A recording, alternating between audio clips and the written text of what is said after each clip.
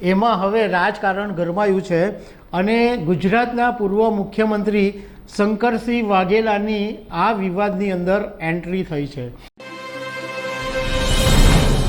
નમસ્કાર દર્શક મિત્રો, ગુજરાતના રાજકારણની અંદર એક જ મુદ્દો અત્યારે સૌથી હોટ ફેવરિટ છે, રૂપાલાના રાજકીય નિવેદનો। રૂપાલાએ રાજકોટની અંદર જે ક્ષત્રિય સમાજ વિશે વિરોધમાં જે ટિપ્પણી કરી એમાં હવે રાજકારણ ગરમાયું છે અને ગુજરાતના પૂર્વ મુખ્યમંત્રી શંકરસિંહ વાઘેલાની આ વિવાદની અંદર એન્ટ્રી થઈ છે। એમણે આ જે ટિપ્પણી કરી એના વિશે શું કહ્યું અને પરસોત્તમ રૂપાલા વિશે શું કહ્યું એના વિશે હું તમને જાણકારી આપીશ। મારું નામ રાજેશ શાહ છે અને તમે જોઈ રહ્યા છો ખબરછે.com। શંકરસિંહ વાઘેલા, જેમને બાપુના નામે ઓળખવામાં આવે છે, તો શંકરસિંહ બાપુએ એવું કીધું છે કે કોઈ પણ સમાજનું અપમાન કરવું એ યોગ્ય વાત નથી અને તેમણે પણ રાજકોટ પરથી ઉમેદવાર બદલવાની માંગ કરી છે।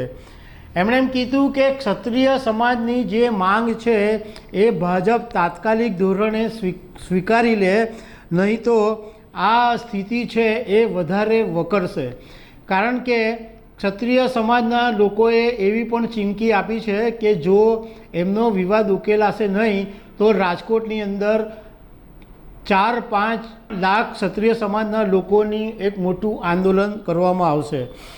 એમણે એમ કીધું કે જો ભાજપ રૂપાલાને બદલશે નહીં તો એનો મતલબ એમ થશે કે ભાજપ રૂપાલાના નિવેદનને સમર્થન કરે છે।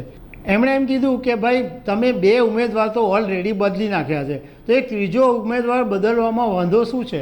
ભાજપે વડોદરામાંથી રંજનબેન ભટ્ટ અને સાબરકાંઠામાંથી ભીખાજી ઠાકોરને બદલ્યા, તો હવે રાજકોટમાંથી રૂપાલાને બદલો તો શું વાંધો, એવું શંકરસિંહ વાઘેલાનું કહેવું છે। વાઘેલાએ કીધું કે દ્રૌપદીના એક વાક્ય ઉપર આખું મહાભારત ઊભું થયું હતું।